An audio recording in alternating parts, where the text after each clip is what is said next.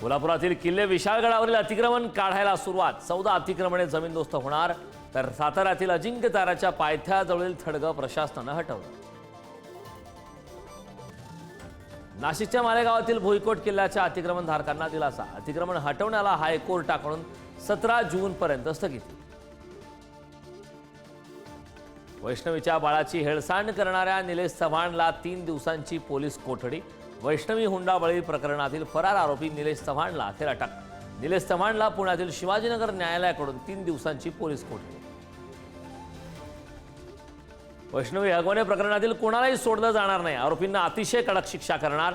मुख्यमंत्री देवेंद्र फडणवीसांचं वक्तव्य. कृषी मंत्री माणिकराव कोकाटे पुन्हा बरळले. कृषी मंत्रीपद म्हणजे ओसाडगावची पाटीलकी. अजितदादांनी मुद्दाम कृषी मंत्रीपद दिलं. कोकाटेंची नाराजी.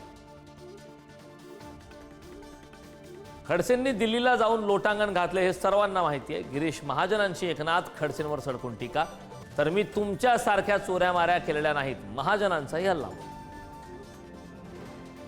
धुळ्यातील रोकड प्रकरणी 9 दिवसांनी गुन्हा दाखल. अर्जुन खोतकरांचं निलंबित स्वीय सहाय्यक किशोर पाटलांसह दोघांविरोधात कारवाई. राऊतांच्या जळगाव दौऱ्यापूर्वीच गुन्हा दाखल झाल्यानं चर्चांना उधाण.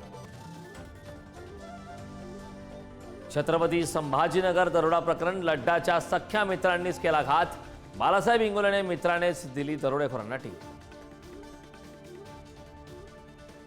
जम्मू काश्मीर, पंजाब, राजस्थान, गुजरात, हरियाणामध्ये आज ऑपरेशन शील्ड. शाळा, कार्यालय, बस आणि रेल्वे स्थानकात केलं जाणार मॉक ड्रिल. सीमावर्ती भागात आपत्कालीन परिस्थितीसाठीची तयारी.